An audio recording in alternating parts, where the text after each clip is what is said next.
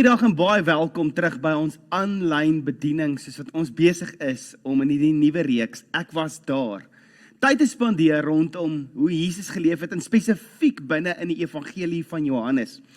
Besig is om te kyk na die wondertekens wat Jesus kom wys het, rondom wat Johannes gekies het, om op die einde van die dag te gebruik, om die storie te kon vertel van wie Jesus is, en dat hy die Messias is van hierdie wêreld.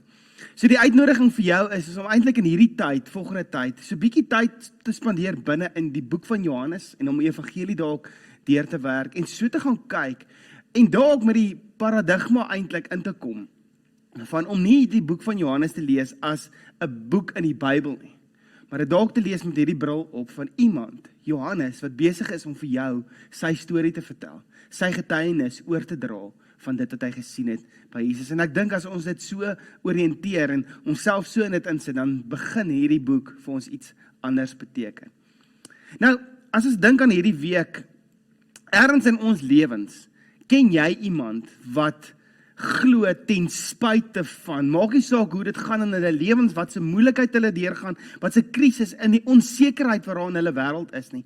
Hulle is vas in hulle vertroue in wie Jesus is. En as jy kyk na sulke mense se lewens, dan is dit inspirerend, dat hulle, dit gaan eintlik jou verstand te bowe, dat hulle ten spyte van al die goeders wat om hulle aangaan, vashou aan Jesus, en dis inspirerend.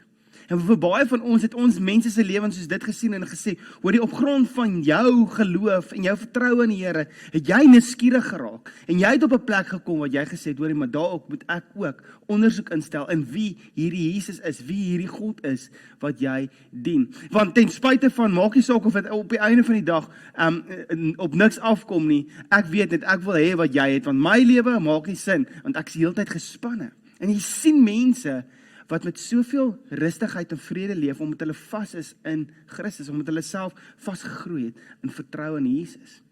Nou Francis Collins is 'n ou wat bekend is, omdat hy die projekleier was van die Human Genome Project, waar hulle gegaan het en die ondersoek van die mense DNA gaan doen het, waar hulle agtergekom het hoeveel karakters daar is en hoe die DNA aan mekaar gesit is, en in hulle studies het hulle agtergekom hoe genetiese siektes opgetel kan word in families, en dan kan jy beter behandeling dan gee vir mense. En hulle het agtergekom, daar is 1.3 biljoen lettertjies in elke liewe sel van ons liggame, wat bestaan uit jou DNA uit, 'n ongelooflike projek. Nou, vir hom daar te kom, het hy sy storie vertel, in sy boek wat hy geskryf het, The Language of God, waar hy vertel hoe hy as jong student besig is om sy rondes te doen, jong dokter in die hospitaal, en hy sit in plekke waar daar mense, en hy het groot geword agnosties, hy is glad nie geglo nie, hy is eintlik op 'n plek wat ateïsme, as 'n ateïs groot geword, en hy het op 'n plek gekom wat hy die hele tyd mense sien wat deur regtig moeilike goeders gaan, siektes en siektes op siektes. En hulle op 'n plek gekom wat hy begin vra, hoorie, maar hoe het julle steeds 'n vaste vertroue? En dit het hom nuuskierig gemaak. Hy maak 'n opmerking dat hy gedink het in die volgende sê, hy sê, if faith was a psychological crutch, it must be a powerful one. Met ander woorde, as hierdie net 'n sielkundige ding was wat mense op vasgehou het, dan moet daar krag in hierdie ding wees. Daar's iets in hierdie mind game wat hierdie mense mee besig is.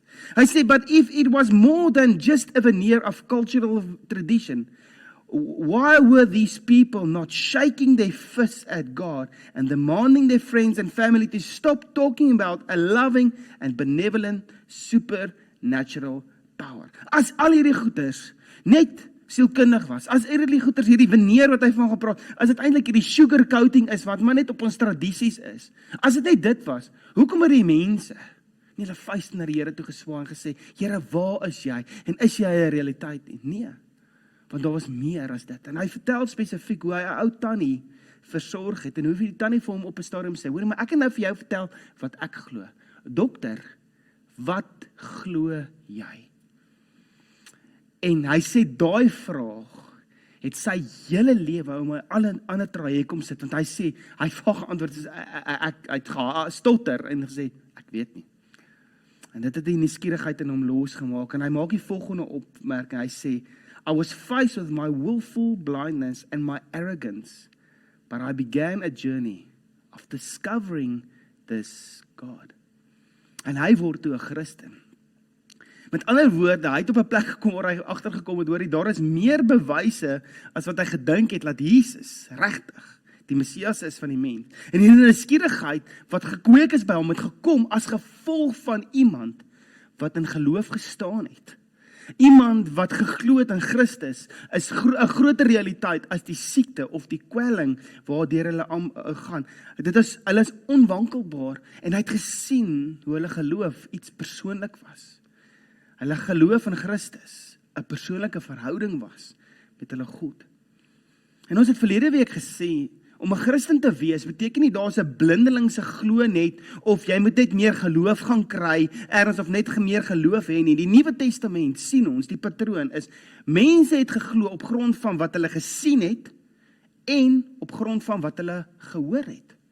So hulle het gesien, daar's wondertekens wat Jesus gedoen het, en dan het hulle ook die stories van mense gehoor, en hulle het gesien, hoorie, maar daai ou wat ek van geweet het, wat siek was, of deur 'n moeilike tyd was, en so, daar's oplossing, en ek het sy storie gehoor, en ek het die vrug daarvan gesien.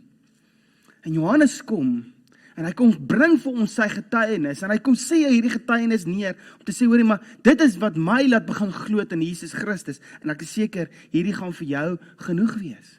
In sy laaste brief, toe hy 'n ou man was, in 1 Johannes 1 vers 1 tot 3, sê hy, wat van die begin af was, wat ons gehoor het, wat ons met ons eie oë gesien het, wat ons aangeskou het, en ons met ons hande aangetas het, aangaande die woord van die lewe. Hy kom sê hierso, ek was daar, ons het hom gesien, ek was eerstehandse ooggetuie van dit wat daar gebeur, ek was daar gewees, ek kon getuig vir julle, hierdie lewe is aan ons geopenbaar, en ons het dit gesien, en ons getuig en verkondig dit aan julle, die ewige lewe wat by die Vader was, en aan ons geopenbaar is, wat ons gesien en gehoor het, verkondig ons aan julle, sodat, en hier is die rede hoekom hy dit doen, sodat julle ook gemeenskap kan hê met ons, en ons gemeenskap is met die Vader, en met sy Seun, Jesus Christus.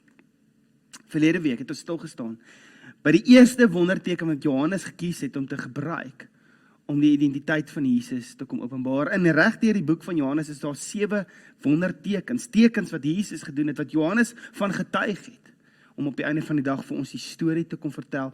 Water wat in wyn verander is die eerste ene wat hy van gepraat het. Waar Jesus by hierdie bruilof was, Jesus se ma kom na hom toe, en daar's 'n krisis, die wyn is op, sy draai na haar seun toe, want sy het geweet, dis die ene wat na wie toe jy draai, in die middel van 'n krisis. Jesus sê vir haar, ma, ek's nie hier om troues te red nie, ek's hier om wêrelde te red. Sy ma het gelag, wara, en sy het omgedraai vir die kelners, en sy luister wat hy vir julle doen, en Jesus red die troue. Maar Jesus het 'n stuk van homself kom openbaar, en eintlik kom wys, dat die oud het 'n expiry date op, en hy het die nuwe gebring. Die oud was goed, maar die nuwe is soveel beter. En as jy dit gemis het, kan jy verlede week se boodskap gaan kyk op YouTube of op ons podcast, kan jy dit gaan volg.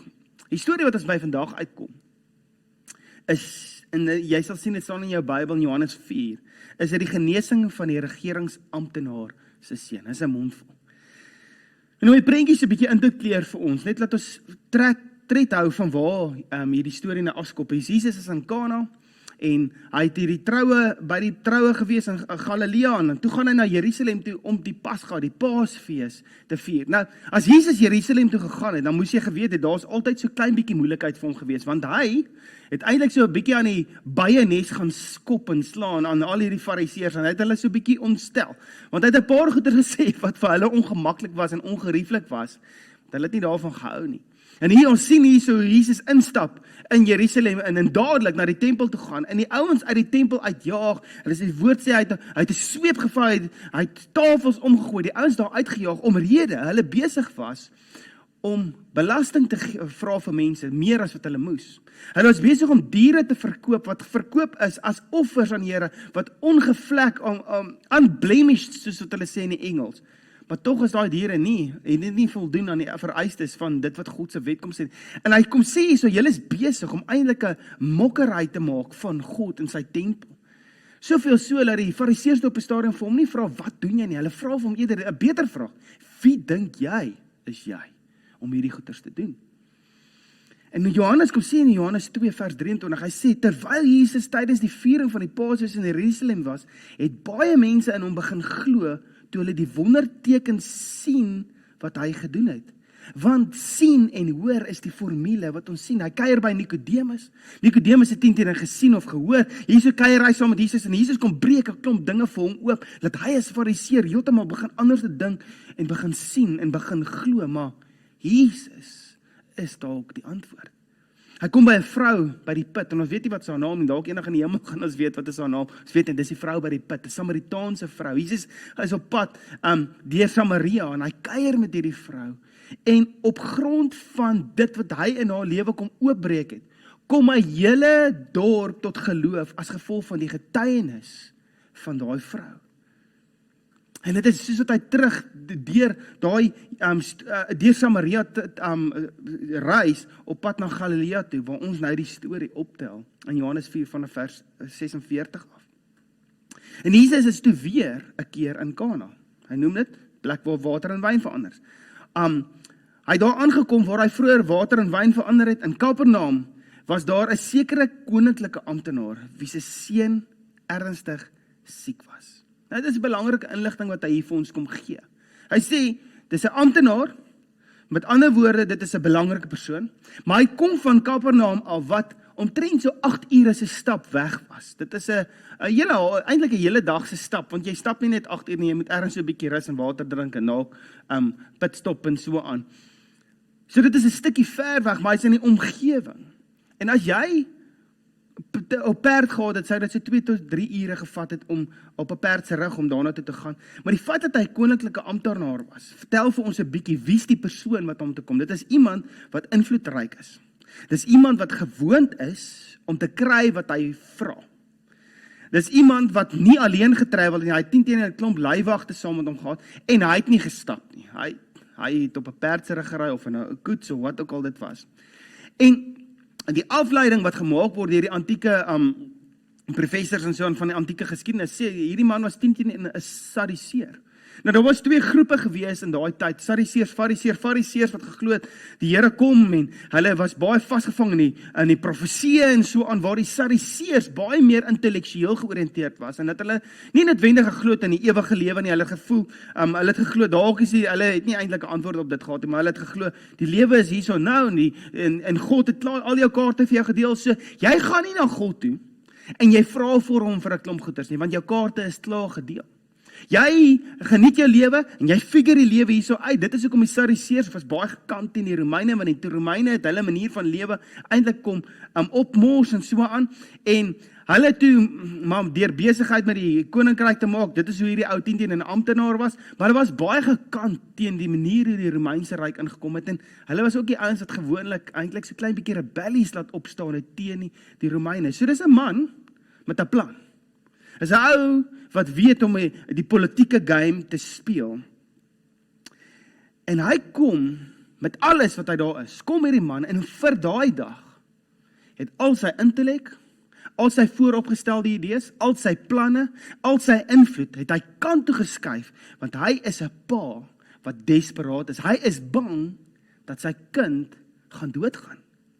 En ons sien hier so 'n man met invloed, wat homself eintlik kom verneder om te kom na iemand, 'n rabbi toe, en na hom toe te kom en vir hom te sê, toe hy hoor Jesus het in Galilea aangekom, het hy vinnig na hom toe gegaan en hom gesmeek om te kom en sy seun te genees, want hy was reeds sterwend. Die feit dat 'n Sadduseer gesmeek het, was ongeken. Hierdie is 'n man wat desperaat is. Nou, hierdie is net my teorie en jy moet nie dit te ernstig opneem nie, maar ek wil net so 'n bietjie die prentjie inkleer, dat ons net die menslikheid agter hierdie sien, is dat toe hulle gehoor het dat Jesus na die omgewing toe kom, moes hulle al eers 'n storie gehoor het van waar Jesus naby mense gekom het daar dinge gebeur. En ek kan net imagine in hulle huis, soos sy vrou vir hom gesê het, "Raad, jy het baie invloed, jy het geld, jy het 'n perd. Jy gaan nou en jy gaan haal daai rabbi en jy bring hom hiernatoe." En ek kan net imagine hoe die man vir haar gesê het, hoorie, maar my kind is dodelik siek. As ek nou hier wegtravel, ek weet nie hoe lank gaan dit vat nie. Ek weet dit is 2 ure se ry soontoe op die perd, 2-3 ure, maar ek weet nie hoe lyk Jesus se kry ek hom vinnig. Dit gaan met dalk ek gaan dalk 'n nag oor moet oorslaap. Dalk sterf my kind, dan sien ek hom nooit weer nie. En jy sien net 'n vrou wat vir hom sê, "Ek gee nie om nie. Jy gaan haal daai man en jy bring hom hiernatoe." Ek sien hierdie tension. Ek los my seun, wat ek dalk nooit weer sien nie, of ek gaan haal hierdie man, van wat ek stories al van gehoor het. Moet ek nie dalk eerder een van my werkers of my slawe stuur, om hom te gaan haal nie? En nou sien hy so 'n ou, in sy desperaatheid net sê, nee, een van my werkers gaan nie 'n appel kan maak op hierdie man, soos dat ek as pa self kan doen nie. Hy gaan my nie goed genoeg verteenwoordig, ek sal self gaan. En hy gaan op grond van mense se stories, verlaat hy sy seun, wat hy dalk nooit weer gaan sien nie, om na hierdie man toe te gaan, wat hy weet, hoorie, maar daar is iets wat hy kan doen. En hierdie woord pleit, hy smeek. Die ander Afrikaanse woord is pleit, in die Engels is dit beseech. Dit is nie iets wat jy sommer net doen nie, net so vinnig vra, sê jy na my huis te kom, my seentjie is siek, sê jy hom gesond maak? Nee, ek kan nie. Okay, dan, pleit is, hoorie, ek stap agter jou aan, en ons weet vandag, is dat Jesus het nie op sy eie getrou, want hier kom net 'n ou randomly en kan ek so 'n bietjie met jou chat nie. Daar was altyd 'n groep mense wat Jesus gevolg het. Hoekom? Want dit was sy disippels, en daar was stories, en daar was Jesus wat besig is om die mense te leer, en dinge oop te breek oor God se woord, wat hulle nog nooit gehoor het op daai manier nie. So daar's 'n gevolg wat agter Jesus aankom. So hierdie ou, wat 'n amptenaar is, geken is dalk in hierdie omgewing, kom, en hy pleit by Jesus. Hy skuif al sy pretensies op sy. Al sy goeders, alles wat hy op staat gemaak het, skuif hy kant en sê net, daai goed werk nie. Ek het hierdie man nodig. Vir baie van ons, het ons eerste gebede ook gekom in die middel van ons grootste moeilikheid. Het jy dalk gebid, en jy is dalk nou op 'n ander plek met die Here, maar jy is dalk soos, Here, ek weet nie of jy my regtig hoor nie, maar ek het nou nodig, dat jy opdaag. Ek het jou hulp nodig. En Jesus' reaksie teenoor hom klink amper so klein bietjie lelik. En weer eens is dit as gevolg van vertaling, en ons wat die konteks verstaan en die rykdom van die Griekse taal, en Afrikaans en Engels, ons kom net nie daarby uit nie, en dit is hoekom ek dit so vinnig vir jou wil verduidelik, want hulle is nie net hulle twee nie, daar is hierdie hele groep mense, wat saam met Jesus daar is, en Jesus kom, en hy spreek nie net die man aan nie, hy spraak eintlik nou met die crowd, en hierdie is 'n teaching moment, hier is daar nou 'n man wat na Jesus toe kom, en al die mense luister, en Jesus kom sê, hoor, hier is 'n teaching moment, ek het nodig om iets oop te breek in julle, en hy sê, as julle nie tekens en wonders sien nie, sal julle ook nooit tot geloof kom nie. En Jesus is nie daar besig om, en dit klink soos 'n aanklag amper, dit is asof mens moet begin sleg voel, en ek dink as ons die verkeerde interpretasie en verstaan van dit, het ons dalk al geglo, hoorie, maar, mens moet maar net glo, mens moet nie vra nie, want Jesus sê dan nou, julle soek net wondertekens, en mens kan amper met hierdie stemtoon, julle soek dan net wondertekens, en julle sal nooit tot geloof kom, as julle nie tekens sien nie. Hierdie was nie 'n aanklag nie, Jesus is besig om die obvious bekend te maak. Julle glo nog nie, sonder dat daar teken is nie. Dit is nee, Jesus ons doen nie, want dit is die patroon, ons sien en ons hoor, dit is die patroon wat daar is. En as jy mooi daaroor dink, as ons glo dat dit wat Jesus hierso sê, is jy mag nie vra, dan is dit kontrasterend met persoonlike verhouding met Jesus, waar hy sê, maar maak my deel van jou moeilikheid, maak my deel van jou krisis, trek my in jou wêreld, en ek het antwoorde vir jou, jy wat wysheid nodig het, ek het wysheid vir jou. Dit is kontrasterend, as ons so daaroor dink, maar dan lees ons hierdie stukkie, dan gooi dit heeltemal, nee, maar ons moet nie vra nie. Dit is nie wat Jesus hierso besig was om te doen nie. Jesus is eintlik besig om 'n realiteit van mense aan te spreek, meer as net die man se situasie. En Jesus kom werk hierso met 'n briljante plan, en hy help hierdie hele groep mense om te begin glo, nie net op grond van dit wat hulle al gesien het nie, maar op grond van die getuienis van dit wat hy kom sê. En Jesus sê hierdie woorde, en die man is so half, ag whatever, ek gee nie regtig om nie, ek is desperaat. Hy sê vir Jesus, meneer, kom asseblief voordat my seentjie sterf.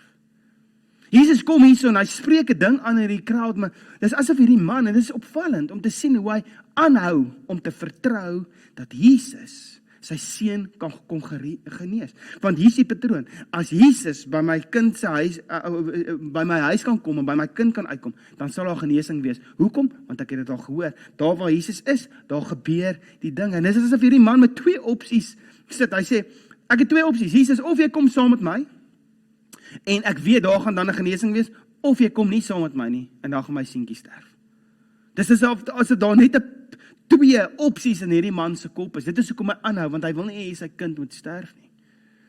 Maar kan amper sien hoe Jesus glimlag en vir hom eintlik dink, hoorie Machom, daar's 'n derde opsie ook, wat niemand gesien het nie. En Jesus vra hom om iets te doen, wat hy vir die mensdom sedertdien vra om te doen. Hy vra die man om hom te vertrou, gebaseer op die getuienis van ander, want dit is hoe hy eers na Jesus toe kom, hy het getuienis gehoor van ander mense. Maar hy vat dit 'n treukie verder om Jesus te kom vertrou op grond van sy instruksie wat hy vir hom gee. En Jesus sê die volgende en hy sê, gaan terug. En die sinfrase in die Grieks van gaan terug was gebaseer op grond van dit wat jy mee besig is jou hele lewe. Jy gaan van jou lewe, gaan terug na dit toe. Moenie vassaak by hierdie, gaan terug na jou lewe toe, gaan terug huis toe, gaan terug werk toe, gaan terug na hierdie goeders. En hy sê hierso, jou seun lewe. En Jesus se woorde is baie spesifiek. Hy sê vir hom, hoorie, ek gaan nie saam met jou kom nie, gaan terug. Jou seun lewe.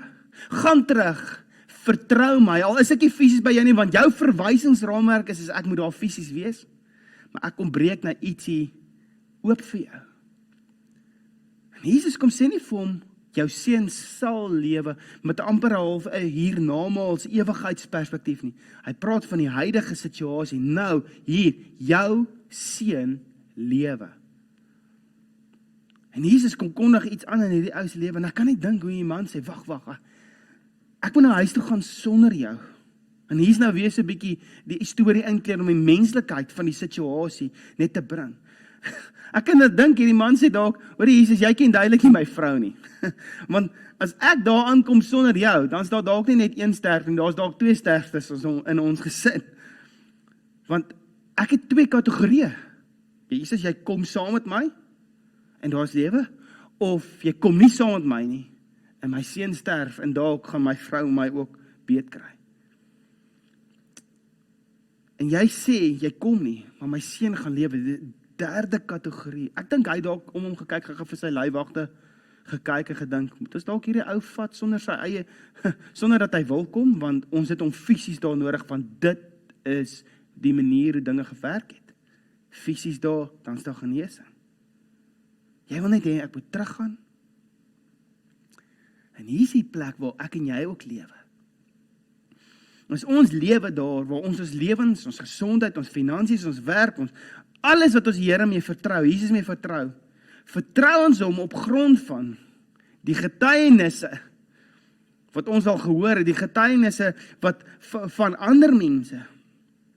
En ons moet nou aangaan met ons lewens, dis wat hy Jesus sê, op ons gebede wat ons bid, en die gebede wat nie geantwoord word, noodwendig soos dat ons dink dit gaan geantwoord word nie. Ons kry nie onmiddellik die antwoord wat ons soek nie, soos hierdie man, Jesus wat net vir hom sê, ek gaan nie doen wat jy nou wil nie, want ek wil vir jou 'n nuwe kategorie kom oopbreek.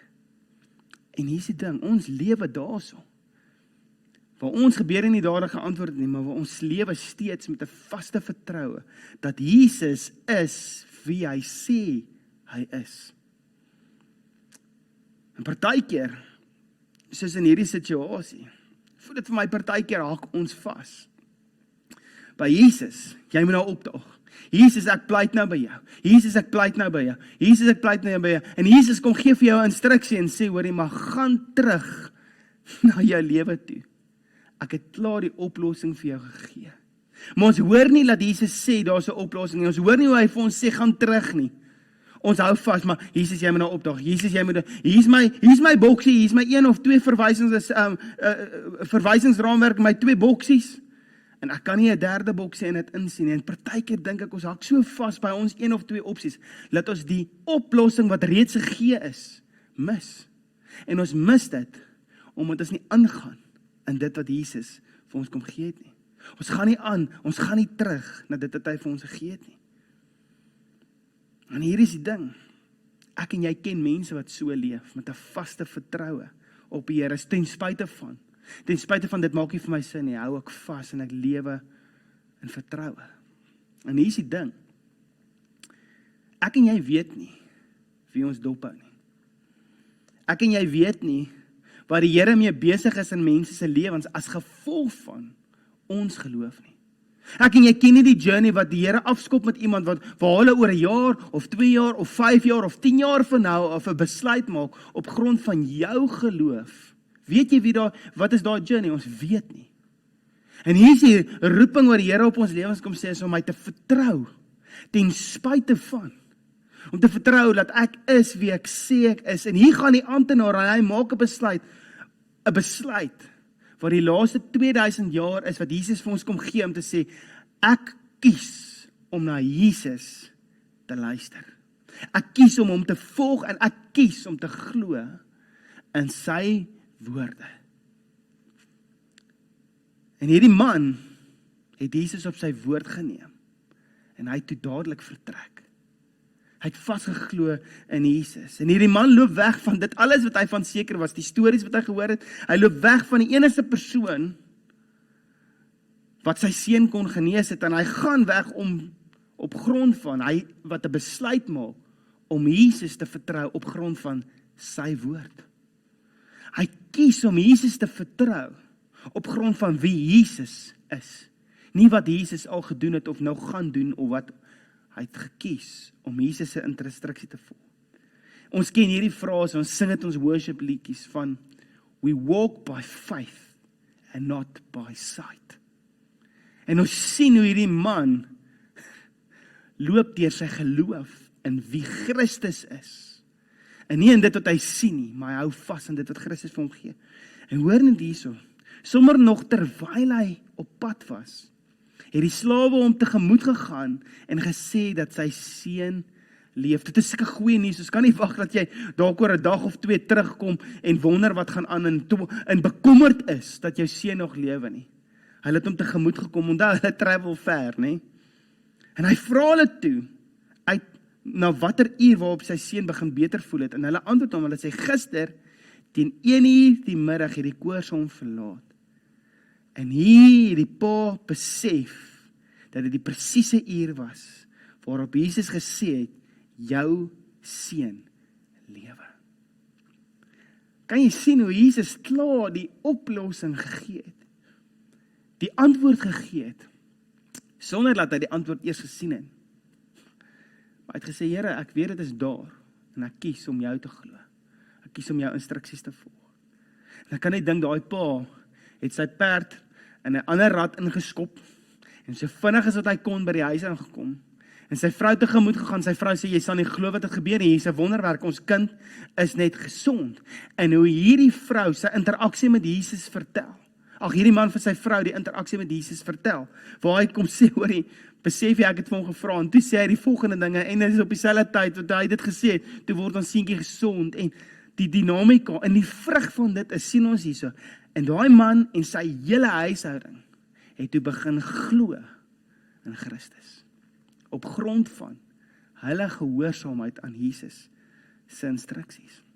Walking by faith and not by sight is nie wishful thinking nie. Walking by faith is nie 'n blindeling sê, hier gaan ek net en ek hoop dit werk uit, soos 'n Sadduseer, nou my kaart is klaar gedeel, so wat ook al gebeur, gaan ook. Dit is, walking by faith, is om te hoor wat hy vir ons sê, en te luister, en te doen wat Jesus vir ons sê, en om nie te probeer sin maak van dit, met ons eie brein en maar om te sê, hoorie maar Here, ek plaas my vertroue op jou, want my brein kan nie hierdie hanteer nie, want ek kies om jou te volg, ek plaas my vertroue op my hemelse Vader, wat goed is vir my, ek lewe soos iemand wat heeltemal vergewe is, hierdie uitspraak wat u gesê het, hoorie, maar ek is totaal al vergewe in Christus, ek gaan 'n lewe leef soos dit, ek gaan nie meer 'n lewe leef waar ek moet perform, en probeer om myself te regverdig, om te probeer om myself reg te maak vir u nie.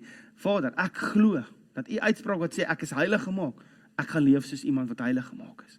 En hy is besig met die heiligmakingsproses, maar ek gaan lewe in daai realiteit. Ek gaan lewe soos iemand wat onvoorwaardelike liefde ontvang het van 'n Vader sonder verdienste. Ek het dit nie vir myself bewerkstellig nie. Die Here het dit vir my kom gee. Walking by faith and not by sight, sê in die middel van my grootste moeilikheid skyn my lig die helderste. En dit is presies wat Jesus vir ons kom sê. En hy sê, hier so die wêreld gaan weet, julle is my disippels. deur die liefde wat julle het vir mekaar.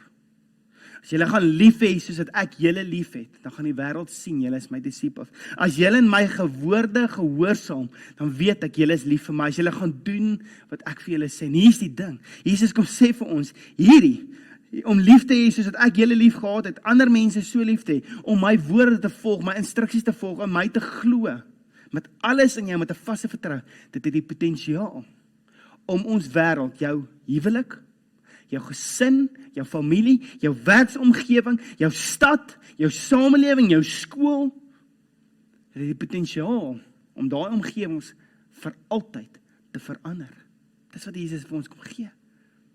En hy kom sê vir ons, sal jy bereid wees om vas te hou aan my woorde?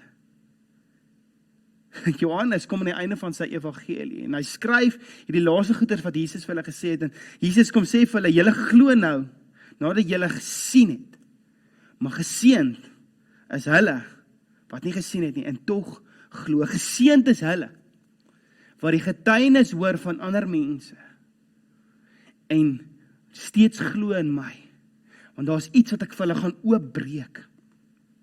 En as jy vir my sê, ja maar JT, as ek net 'n ervaring gehad het soos daai pa, waar Jesus vir my so ietsie sê en dit gebeur, dan sal ek glo. Dan sê ek vir jou net, tel jou Bybel op.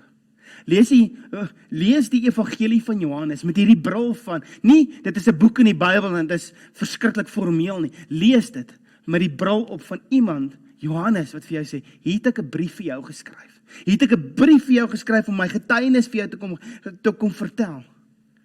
Faith by faith, walking by faith and not by sight. Sê, my lewe is geanker in iemand wat betroubaar is. En nie in wonderwerke alleen nie, maar in iemand wat betroubaar is, iemand wat betroubaar was vir iemand anders, en nog steeds is, en op grond van daai, kies ek om hom te volg. Francis Collins, die leier van die Genome Project, wat 'n ateïs was, het tot geloof gekom, as gevolg van iemand, se vaste vertroue in Christus.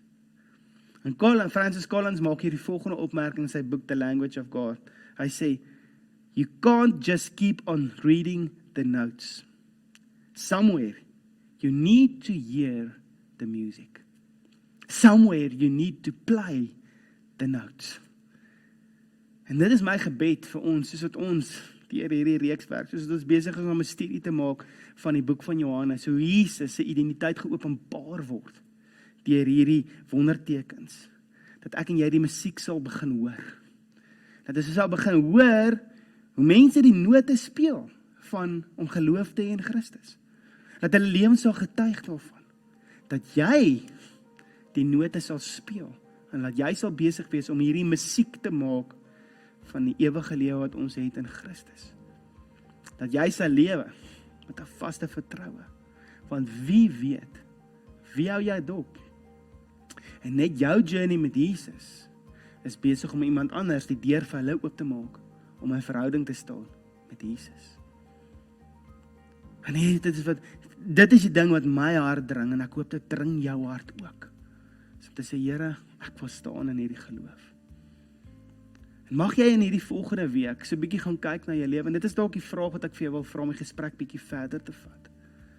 Is waar in jou lewe hak jy vas, by jy smeking, Jesus sê vir jou, ek wil hê jy moet teruggaan, ek wil hê jy moet aangaan, ek wil hê jy moet inbeweeg in dit wat jy klaar geroep is, want die antwoord is klaar daar, jy het net nodig om terug te gaan, sodat jy dit kan sien.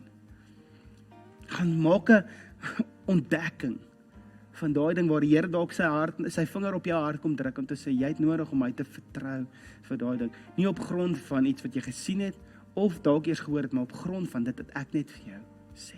Jy sien, dit is persoonlik. En dit is die gemeenskap wat Johannes van praat. Hy sê, ek vertel vir jou die getuienis, dat jy tot geloof kan kom in wie Jesus is. Nie in wat hy gedoen het nie, maar in wie hy is. En wie hy was vir my as Johannes, en wie hy is vandag vir jou. So mag jy in hierdie volgende week dit kom ontdek. Mag jy dit in hierdie week nuwe vlakke van ontdekking sal beleef. Dat jy jouself sal anker in Christus, vaste vertroue. Ek wil vir jou bid. En saam net, kom ons sluit net hierdie oomblik so af. 'n Oomblik van gebed. Dalk wil jy net saam met my bid. Kom ons sluit ons oë en ons maak hierdie oomblik vas. Vader, ek dank U dat U Uself so kom openbaar het. In 'n wonderwerk, in wondertekens. Here, nie vir die doel van net om 'n wonderteken en 'n wonderwerk te wees nie, Vader, maar om iets te kom openbaar van die identiteit, Vader. En hierdie storie van hierdie pa, wat U net kom volg het op grond van U instruksie, Here, dit maak soveel dinge oop in ons lewens, wat U wil kom oopbreek, sodat ons die volheid van vertrou, die volheid van wat dit beteken om U te volg, kan beleef. Here, ek weet daar is mense wat nou net sit in hulle persoonlike situasies wat hulle nodig het vir deurbraak en antwoorde, Vader, ek weet, U is antwoord. En U het die antwoord. Vader, en ons baseer ons geloof nie op grond van dit wat U al gedoen het nie, Vader, maar op wie U is. En ons weet U is getrou. So Vader, ek weet nie waar mans en vrouens nou op hierdie stadium is nie. Vader, ek kom vertrou en ek kom spreek net lewe. Deur die Heilige Gees kom maak ons harte oop om te kom sien wat U vir ons wil kom wys, sodat ons in geloof kan lewe in Christus, sodat ons lewens 'n baken van hoop, 'n lig sal wees in die donkerte. En soos Francis Collins, dat ons wat tot bekering gekom het as gevolg van iemand se vertrou in U, dat ons lewens daai selfde storie sal vertel. Ek eer U daarvoor vir dit wat U mee besig is in ons lewens. Amen. So ek vertrou dat hierdie boodskap jou help, net jou volgende tree te neem in jou geloofsjourney met Jesus. As ons vir jou iets kan beteken, en saam met jou kan gesels met jou kuier, as jy in die Stellenbosch omgewing is, kerk is soveel meer as net 'n boodskap en online, dit is soveel beter om so in persoon by mekaar te kom, en ek wil jou nooi, as jy in die Stellenbosch omgewing is, kom kuier by ons. Ons wil graag saam met jou journey, saam met jou pad stap, jou integreer in gemeentelewe. En as jy dalk ver sit en jy wil met ons kontak maak, asseblief maak met ons kontak, sodat ons saam met jou so verder die pad kan stap. Ek sien uit om volgende week saam met jou verder te kuier, sodat ons die ontdekking maak van Jesus se identiteit binne in hierdie, sodat ek en jy op die einde van die dag empowered sal staan om getuienisse te wees van Jesus Christus. Die Here seën jou, geniet jou week, ons kuier weer volgende week saam.